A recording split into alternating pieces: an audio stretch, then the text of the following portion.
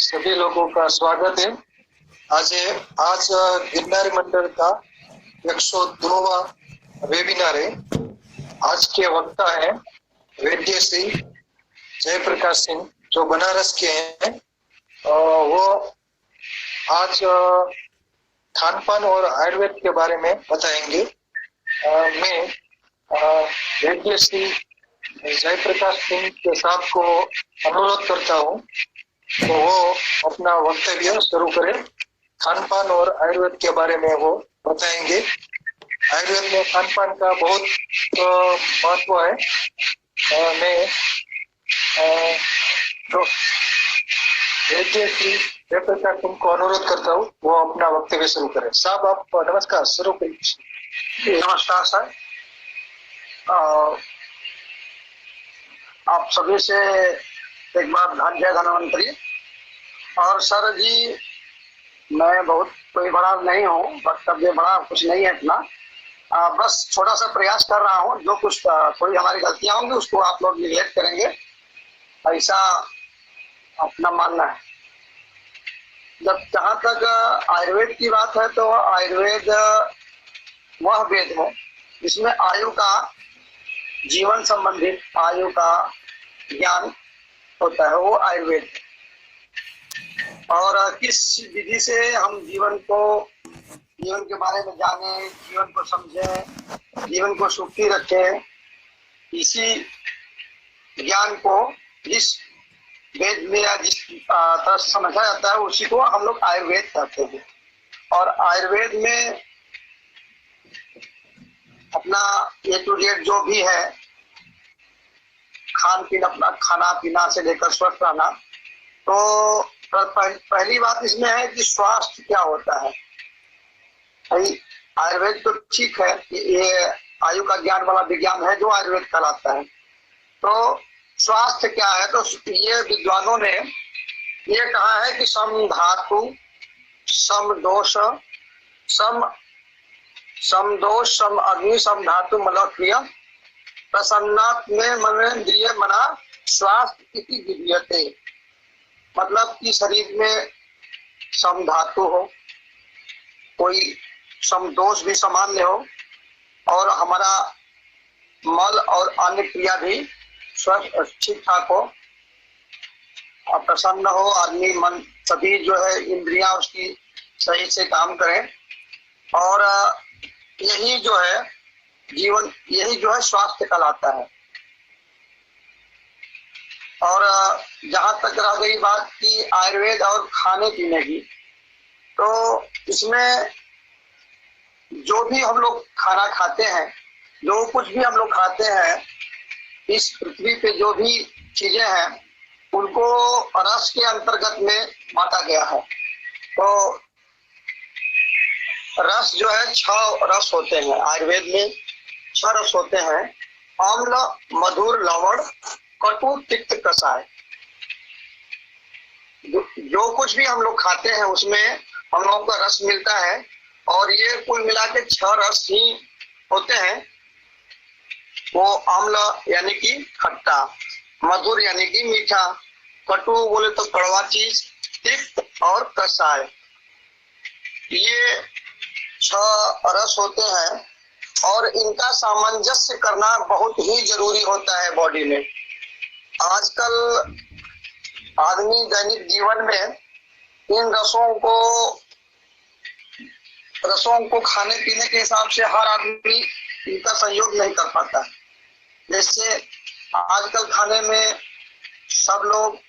हम लोग मुख्य रूप से आम्ल, खट्टा, मधुर और लवण, मीठा और नमकीन ही ज्यादातर लेते हैं। जबकि बाकी के 3 रस कटु, तिक्त और कषाय, चलिए अगर तिक्त कोई खा भी लेता है तो कटु और कषाय तो कोई भी खाना पसंद नहीं करता। और हमारे खाने में इन सबों का समावेश होना भी बहुत ही जरूरी है, क्योंकि जो 6 रस है उनका सामंजस्य जब रहेगा तो कोई भी बीमारी हमारे से दूर रहेगी।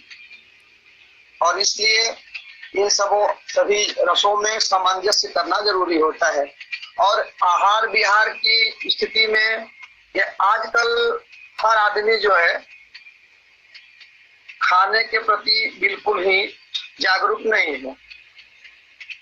कबीर साहब ने एक बात कही है, काहे खुद से दूर अरे बंदे, काहे खुद से दूर, अपने पास भी बैठ घड़ी भर, तू है क्यों खुद से दूर अरे बंदे। तो इसका मतलब यह है कि हमको, आपको, किसी को भी अपने पास बैठने का समय नहीं है, अपने ऊपर ध्यान देने का समय नहीं है। हम लोग आजकल खाना भी खाते हैं तो समय रहते हुए भी पता नहीं किस जल्दबाजी में पड़े रहते हैं, जल्दी जल्दी खाना खा करके निकल लेते हैं। जबकि हम लोगों को चाहिए कि भोजन को अच्छी तरह से चबा कर खाएं। सबको मालूम रहता है कि भोजन चबा कर खाना चाहिए, लेकिन फिर वही गलती हम लोग करते हैं। गलती का अपना तात्पर्य यह है कि हम लोग किसी भी व्यक्ति के पास बैठ करके अपना समय खराब कर देते हैं और खाने में जल्दीबाजी कर देते हैं। तो खाने में जल्दीबाजी हम लोगों को नहीं करनी चाहिए, क्योंकि खाने को पचाने के लिए जो हमारे बॉडी में आर्गन है वो मुंह से शुरू होता है। अपना मुंह में हम लोग भोजन लेते हैं तो फिर दांत को कूट काट पीस करके अंदर भेजते हैं, जीभ स्वाद के लिए रहती है, फिर अमाशय में जाता है खाना, फिर अमाशय के बाद जेडुनम, इलियम, रेक्टम तक बाहर निकलता है। तो हर जगह भोजन का पाचन होता है। अब हम लोग जल्दीबाजी के चलते क्या करते हैं कि भोजन को जल्दी जल्दी निगल लेते हैं, तो फिर दांतों का काम आंतों को करना पड़ता है। तो इसीलिए हम लोगों को बहुत ही दिक्कत होती है। और भोजन में जो चीजें हम लोगों को मुंह में ही चबा कर खानी चाहिए वो जल्दी जल्दी हम लोग निगल लेते हैं। तो इससे जो है भोजन को पचाने में दिक्कत होती है।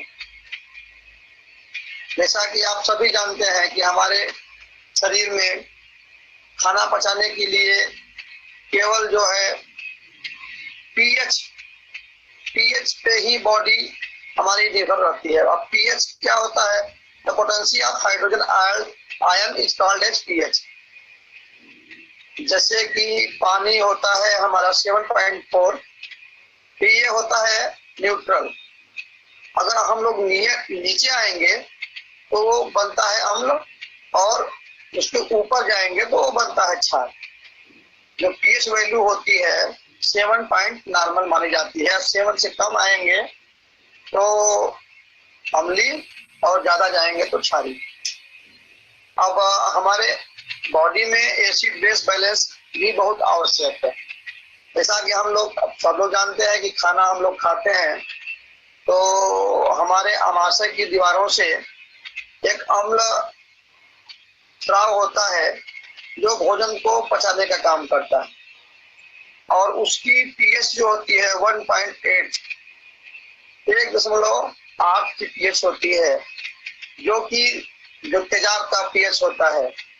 आप सब समझ सकते हैं कि इतने पीएच में खाना हमारा गलता है, खाना हमारा पाचन होता है। और अगर ये इतना पीएच नहीं रहेगा तो खाना जो है प्रॉपर सही ढंग से पच नहीं पाएगा। इसलिए भोजन को सही ढंग से खाना चाहिए, प्रॉपर समय देना चाहिए, ताकि जल्दी से वो पच जाए। और एक चीज और है जो कि हम लोग खान पान में ध्यान नहीं देते हैं, वो है पानी। पानी कैसे पीना चाहिए, किस प्रकार से पीना चाहिए, कब पीना चाहिए, यह बहुत ही ध्यान देने की विषय है। जबकि हम लोग कभी भी पानी पीते हैं, कभी भी खाना खाते हैं, तो ये जो है खराब दिनचर्या का परिचारक है। ये दिखाता है कि हम अपने स्वास्थ्य के प्रति बहुत ही लापरवाह हैं। दूसरी चीज है कि हम लोग कम प्रकार के अन्न खाते हैं। प्रकृति ने हमें बहुत ही अच्छे अच्छे भोज्य पदार्थ, अच्छी अच्छी अन्न दिए हैं, लेकिन आजकल हम लोग कम प्रकार के अन्न खा रहे हैं। जैसे में अगर हम दाल की बात ले लें तो हर आदमी दाल जो है केवल अरहर की खाना चाह रहा है।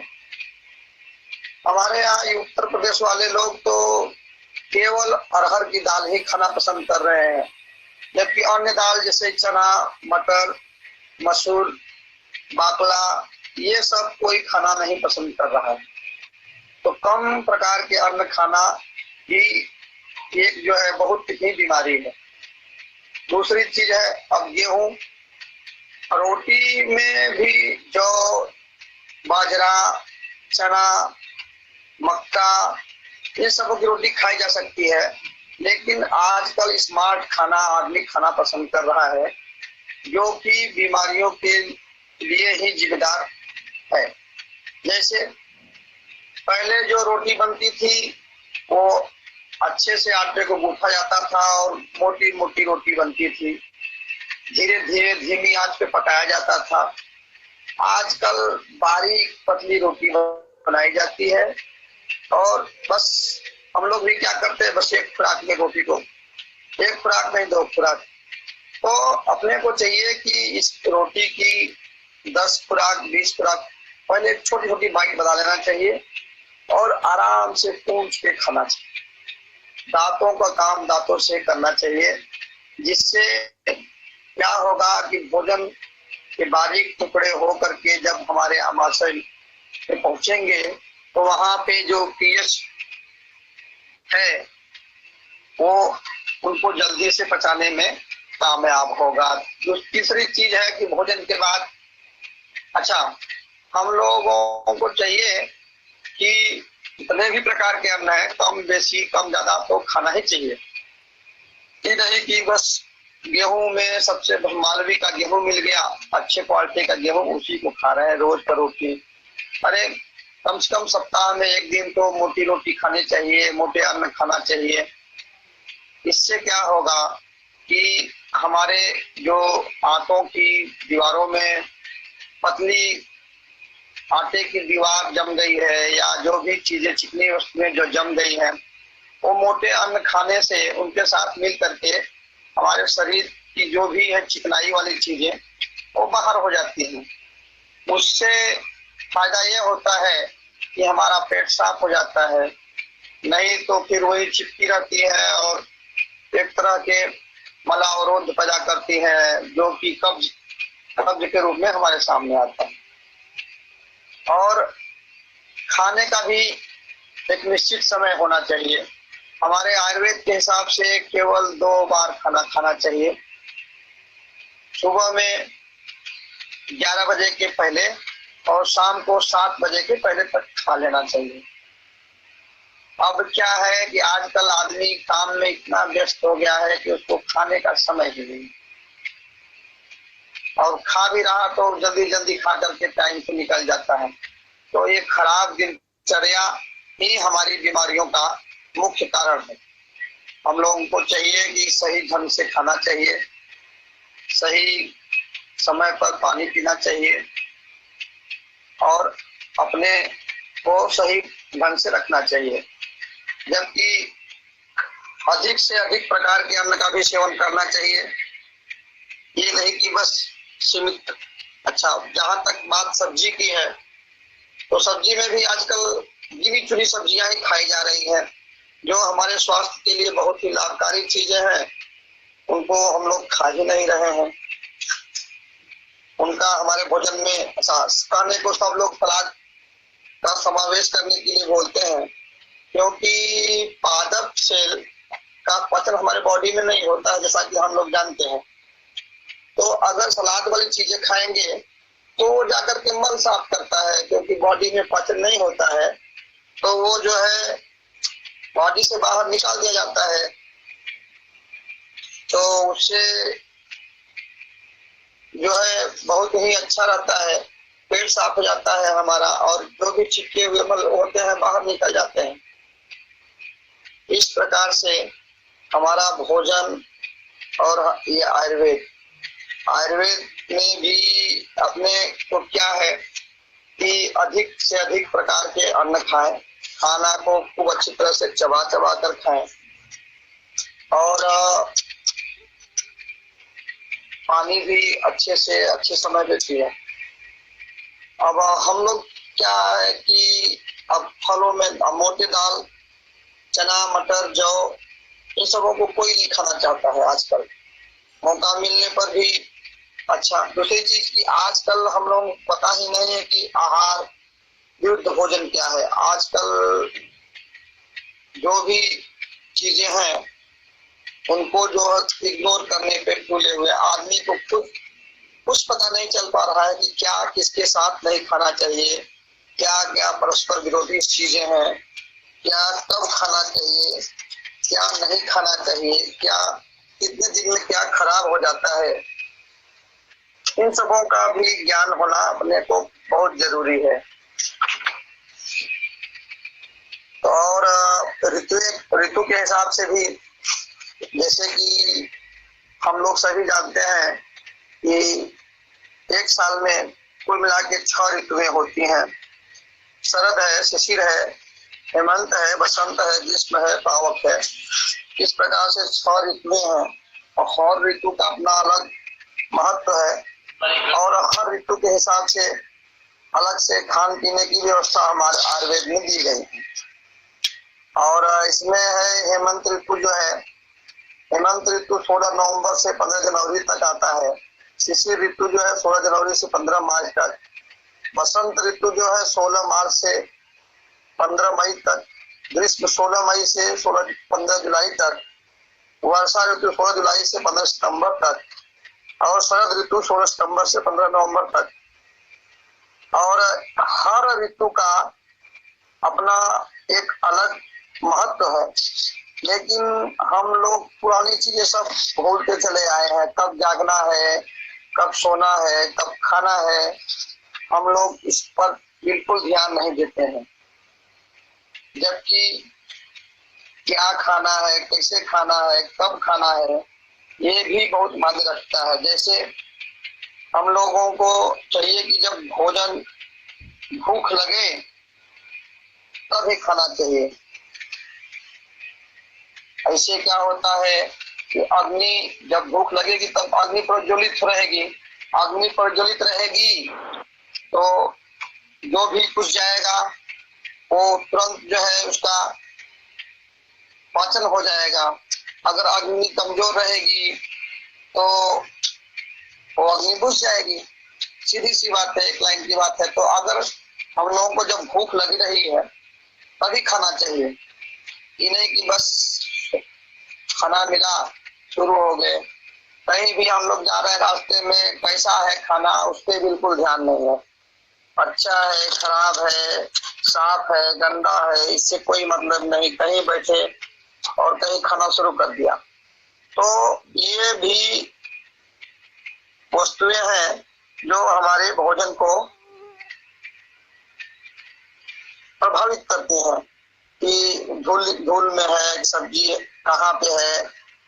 और हमारे आयुर्वेद में वो पदार्थ जो मादक द्रव्य पदार्थ होते हैं, हमारे आयुर्वेद में इनकी बहुत बड़ी विस्तृत व्याख्या है। जैसे अब धतूरा, गांजा, कुचला, चरस, अफीम, ये सब ऐसे तो उपविष्ट माने जाते हैं, हमारे आयुर्वेद में दवाएं मानी जाती हैं, लेकिन इनका दुरुपयोग करके भी हम लोग स्वास्थ्य को खराब कर लेते हैं। अब आप अगर मान लीजिए हम विजया को मान लेते हैं, विजया हमारे आयुर्वेद में भांग को कहते हैं। अब भांग हमारे आयुर्वेद के लिए बहुत ही बेहतरीन चीज है जो पीड़ाहारी औषधियों में काम आती है। पोस्ता है जिसको हम लोग अफीम बोलते हैं, अफीम की बहुत प्रकार की बीमारियां बनती हैं। महुआ है, महुए की अर्क जो है बहुत ही बीमारियों में काम आता है। लेकिन अब स्थिति यह है कि हम लोग उसका हम लोगों को उनका डोज नहीं पता है कि कितनी मात्रा में लेना चाहिए, और मात्रा बढ़ा कर लेने पे जो दवा है वो दारू का काम कर रही है।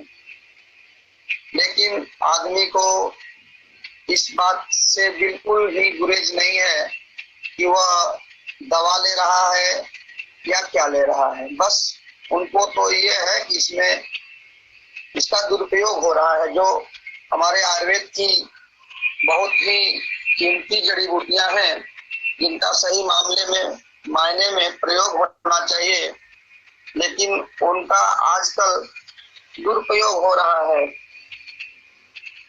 और दुरुपयोग भी कई प्रकार से हो रहा है।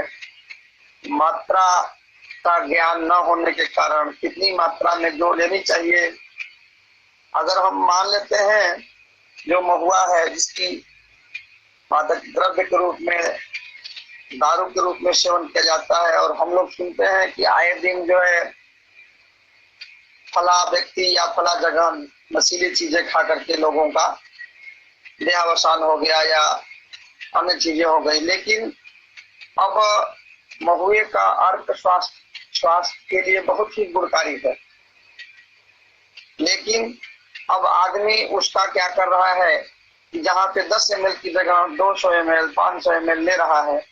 तो जो चीजें हमारे डोज में है, एक कहावत है कि आपकी सर्वत्र वर्ज्यते। अगर हम कुछ भी ज्यादा करेंगे, जैसे हमको खाना है तो अगर हम अंधाधुंध खाएंगे तो वो भी हमें हानिकारक है। नमक है, नमक खाएंगे ज्यादा तो भी हानिकारक है। तो आपकी सर्वत्र वर्ज्यते। कुछ भी चीज ज्यादा बोलना, ज्यादा चुप रहना, ज्यादा गुस्सा करना, ये सब कहीं से भी जायज नहीं है। इसलिए हम लोगों को चाहिए कि अति से बचें। किसी भी चीज का एक निश्चित मात्रा और अनुपान, भोजन की मात्रा और अनुपान, उसका सही समय और सही मात्रा लेना चाहिए। इसके साथ इसको नहीं लेना चाहिए, ये भी ध्यान रखने वाली बातें हैं। अब हम लोग प्राचीन परंपराएं भूल करके एक नई परंपरा को स्थापित करना चाह रहे हैं, जो आयुर्वेद के लिए बहुत ही घातक सिद्ध हो रही है। जानकारी के अभाव में हम लोग कुछ भी इसी के साथ खा जा रहे हैं, क्योंकि अब जो है आयुर्वेद की परंपराओं का लोग वहन नहीं कर पा रहे हैं। पहले दादी माँ की बातों को सुनने वाला ही कोई नहीं बचा है।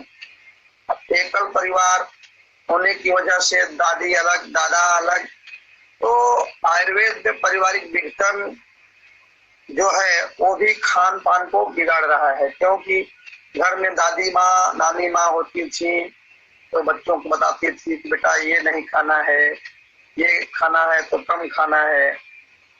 तो इस प्रकार से हमारा भोजन रोज रोज बिगड़ रहा है। हम लोगों को न परिवार में सामंजस्य है, न घर में सामंजस्य है, न भोजन में सामंजस्य है। और सामंजस्य न होने की वजह से ही हम लोग परेशान हैं और अपना वातावरण बिगाड़ रहे हैं। और यही सबसे मूल कारण है। अच्छा, इसके पीछे भी एक कारण है जानकारी का अभाव होना। दुनिया में कोई भी, अगर आपको जानकारी है तो कोई भी आपकी कमजोरी का लाभ नहीं ले सकता है। अगर आपको जानकारी नहीं है तो फिर वही आप उसके बदले में, जानकारी के बदले में, दुनिया में सबसे महंगी चीज जानकारी ही है।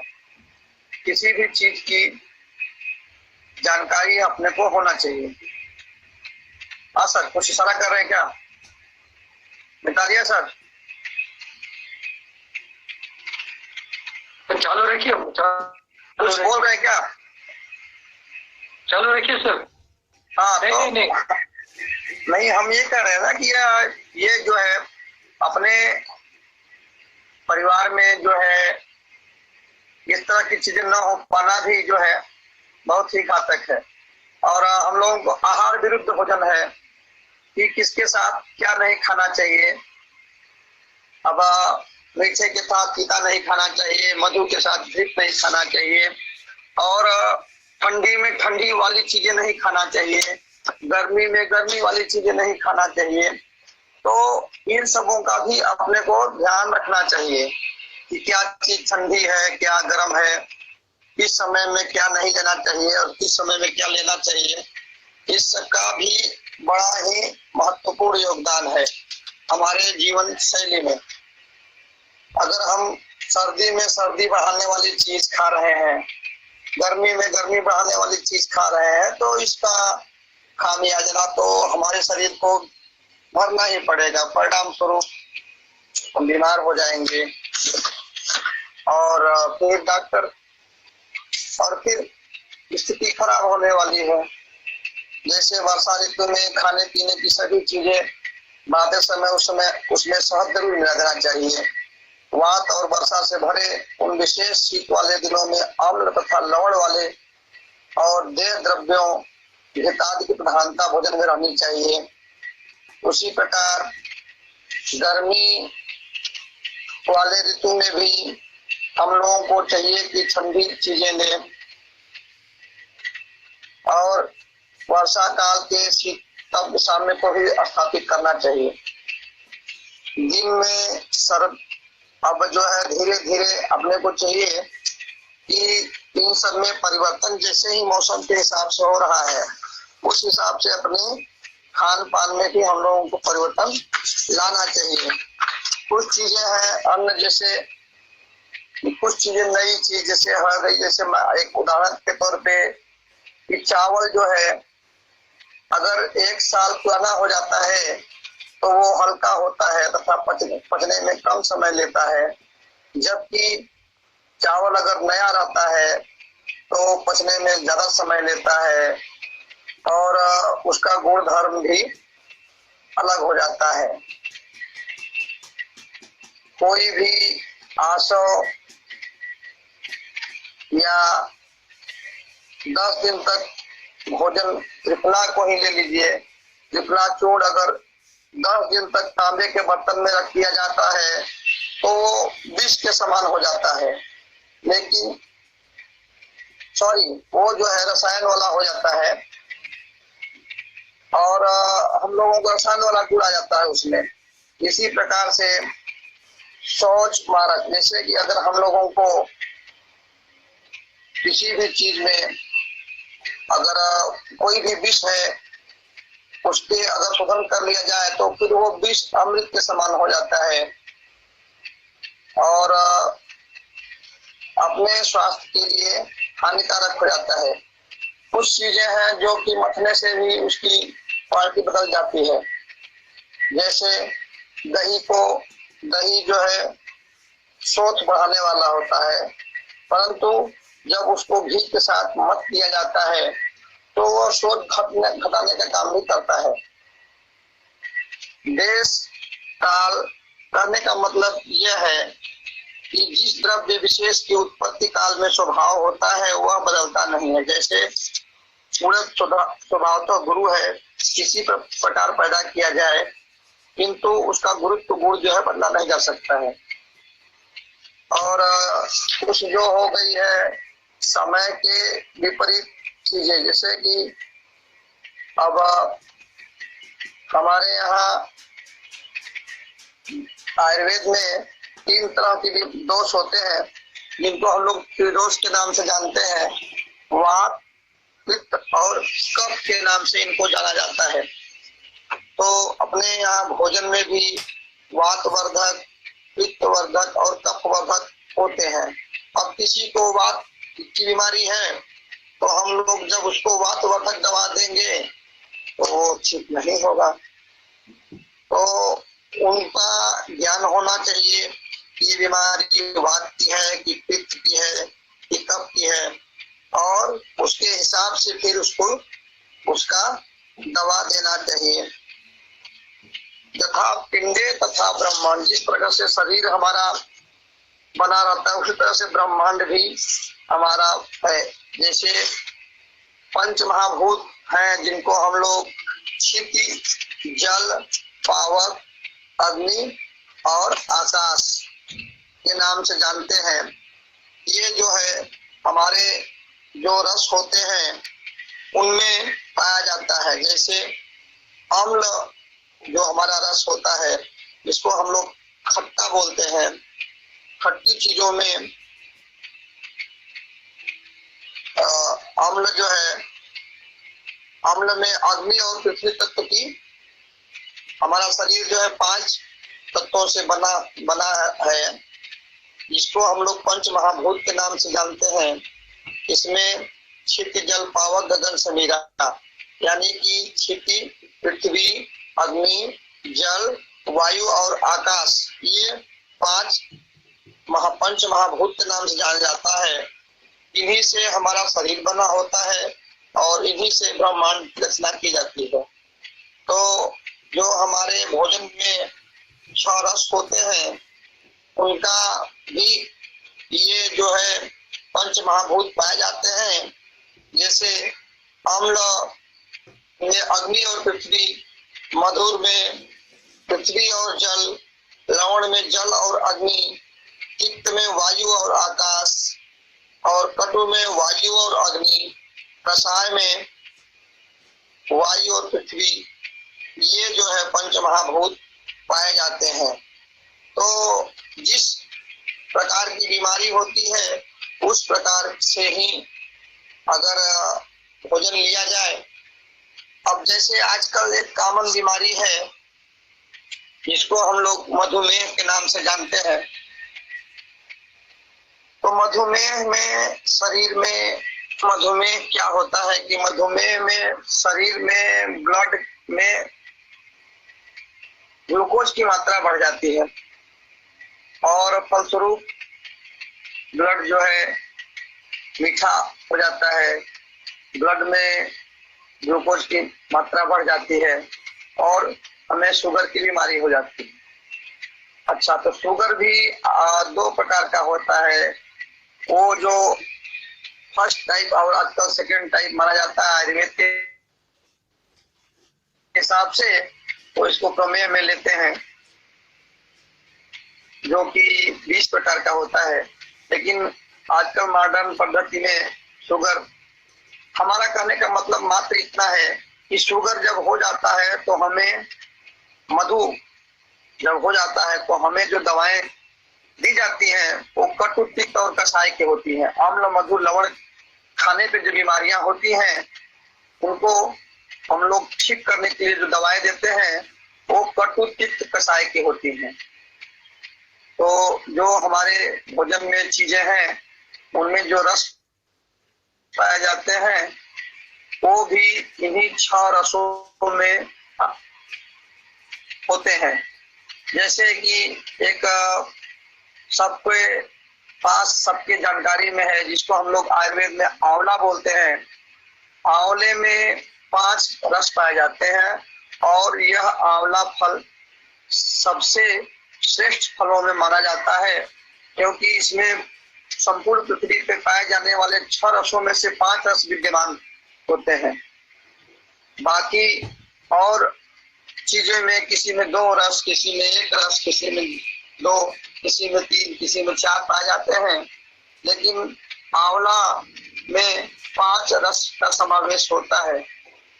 और आंवला, बहेड़ा, पड़ा, जिसको हम लोग त्रिफला के नाम से जानते हैं, इन तीनों फलों को त्रिफला के नाम से जाने जाते हैं तथा ये तीनों फलों का से युक्त त्रिफला त्रिदोष को हरने में बहुत ही कारगर सिद्ध होता है। अब त्रिफला जो होता है इसमें 6 रसों का सामंजस्य पाया जाता है, इसलिए यह जो है त्रिदोष नाशक, यानी तीनों प्रकार के दोषों को हरने वाला माना गया है। आयुर्वेद में यही विडंबना है कि हम लोग सब कुछ जानते हुए भी कर नहीं पाते हैं, क्योंकि किसी को कुछ तो किसी को कुछ प्रॉब्लम रहती है। हम लोग, पहली बात तो हम लोग वही बात हमारी आके रुक गई ये सब कुछ जानने के बाद भी हम लोग उसका सेवन नहीं कर पाते हैं, क्योंकि हम लोग उसके प्रति जागरूक नहीं हैं। जो लोग जागरूक हैं वो भी किसी न किसी बहाने से इस नियमों को पालन नहीं करते हैं, फलस्वरूप हम बीमारियों को दावत देते हैं जी। और हमें चाहिए कि हम अपने जीवन में सभी का सामंजस्य रखें तथा अपने शरीर को निरोगी रखें, क्योंकि हमारे यहाँ कहावत है कि अगर धन चला गया तो कुछ नहीं गया, स्वास्थ्य चला गया तो समझो कुछ चला गया, और अगर चरित्र चला गया तो समझो कुछ भी नहीं बचा। तो health is money, health is power. स्वास्थ्य हमारा बहुत ही महत्वपूर्ण है, इसलिए हमें अपने स्वास्थ्य के प्रति जागरूक रहना चाहिए। क्या खाना चाहिए, कब खाना चाहिए, कब नहीं खाना चाहिए। इंसान एक ऐसा प्रकृति में प्राणी है जिसको सब जानते हुए भी गलतियों करने का शौक रहता है। बाकी अन्य पृथ्वी पे जो प्राणी हैं वो अपने स्वास्थ्य के प्रति काफी जागरूक रहते हैं। जैसे गधे को यदि मांस दे दिया जाए तो वो नहीं खाएगा, लेकिन इंसान को कुछ भी दे दिया जाए। आजकल एक कॉमन शब्द आ गया है कि इंसान सर्वाहारी है, जबकि आयुर्वेद के सिद्धांत के अनुसार ऐसा नहीं है। मांसाहारी जानवरों के लक्षण हैं कि मांसाहारी जानवरों में क्या लक्षण होते हैं, शाकाहारी जानवरों में क्या लक्षण होते हैं। उन लक्षणों के हिसाब से आदमी को शाकाहारी की श्रेणी में रखा गया है, जबकि हम लोग, हालांकि यद्यपि इंसान कच्चा मांस प्रायः नहीं खाता है, फिर भी मांस आहार से, हालांकि ये पूरी तरह से कह पाना बहुत ही कठिन है कि आयुर्वेद के हिसाब से मांसाहार नहीं करना चाहिए, लेकिन शरीर के हिसाब से या दांतों की बनावट के हिसाब से मनुष्य शाकाहारी प्राणी माना गया है, तो उसको उस हिसाब से भोजन करना चाहिए, न कि मांसाहारी पक्षी प्राणियों की तरह। और भोजन में प्रचलित मात्रा में पोषक तत्व होने चाहिए। ऐसा नहीं कि हम जो पुअर डाइट ले रहे हैं और अच्छी चीजों को भोजन में समावेश नहीं कर रहे हैं। अच्छा, अच्छी चीजें से मतलब हमारा कोई महंगी चीजें नहीं है, सस्ती चीजें भी उसमें प्रॉपर मात्रा में सही रूप से समावेश किया जाए भोजन में, तो वो अपने को पोषक तत्वों को देने में पर्याप्त रहती है। ऐसा नहीं कि केवल जो है महंगे भोज्य पदार्थ ही जिसमें प्रचुर मात्रा में विटामिन मिनरल होते हैं। तो प्रकृति ने ऐसा व्यवस्था किया है कि जिस बीमारी जहाँ पे होती है उसका इलाज की वस्तुएं वहीं आजू बाजू में रहती हैं, लेकिन हम लोगों को उनका ज्ञान न होने की वजह से हम लोग उसका प्रयोग नहीं कर पाते हैं। हमारे यहाँ एक कहावत है आयुर्वेद में, किम द्रव्यम न औषध्यम, ऐसा कोई द्रव्य नहीं है जिसकी कोई दवा नहीं है। कहने का मतलब पृथ्वी पर पाए जाने वाली समस्त जीव, वनस्पति इत्यादि कुछ भी चीजें जो है वो सब का औषधि बन सकता है, निर्माण किया जा सकता है औषधि के रूप में, प्रयोग किया जा सकता है औषधि के रूप में। आवश्यकता इस बात की है कि हम लोग उसके द्रव्य के गुण के बारे में जाने कि कौन सा द्रव्य है और इसमें क्या गुण है, और उस द्रव्य गुण को समझें, और द्रव्य गुण समझ करके जब हम उस चीज का प्रयोग करेंगे तो अवश्य ही हम जो है लाभ प्राप्त करेंगे और अपने जीवन को हम लोग सुखी से व्यतीत करने में सहायता प्राप्त करेंगे। अंत में मेरा ये कहना है कि हम लोगों को आयुर्वेद को समझने के लिए भोजन को समझना पड़ेगा। आजकल एक बात सब लोग कह रहे हैं कि केमिकल युक्त भोजन खा रहे हैं इसीलिए बीमार हो रहे हैं, फला यूरिया खा रहे हैं इसीलिए बीमार हो रहे हैं। अब फिर से आदमी ऑर्गेनिक की तरह, ऑर्गेनिक की ओर, जैविक खेती की ओर लौटने की बात कर रहा है। मेरा ये कहना है इस विषय में कि अपनी शरीर ही केमिस्ट्री है। भैया हम लोग सांस लेते हैं तो O2 यानी ऑक्सीजन निकल जाता है शरीर के अंदर, और जब सांस छोड़ते हैं तो कार्बन डाइऑक्साइड छोड़ते हैं। तो ये तो स्थितियां हैं। अगर मनुष्य आज तक किस स्थिति में पहुंच गया है, जब एक कोटि जीव से बढ़ते हुए मानव, आदि मानव की बढ़ते हुए आज मानव सभ्यता को यहाँ तक ले आया है, तो कहीं न कहीं कभी वो कुछ और खाता रहा, कभी कुछ और खाता रहा। आज अगर केमिकल खा रहा है तो हो सकता है कि कल के डेट में कोई ऐसा केमिकल आ जाए कि हम लोगों को भोजन की जरूरत ही न पड़े। बिना भोजन के ही आदमी जिंदा रह सकता है। कोई न कोई केमिकल हो जाएगा जो बॉडी के लिए जीवन देने में पर्याप्त रहेगा। तो जो लोग ये कहते हैं कि आजकल यूरिया का खाद आ गया है या पेस्टिसाइड जो हमारे जीवन में बहुत ज्यादा प्रभाव कर रहा है, तो बिल्कुल सही है, लेकिन ये जान जाइए कि प्रकृति ने हर चीज की तोड़ रखी है। तो केमिस्ट्री से हम लोग कब तक भाग के जाएंगे? अपनी बॉडी ही केमिस्ट्री है और इससे हम लोग भाग नहीं सकते हैं।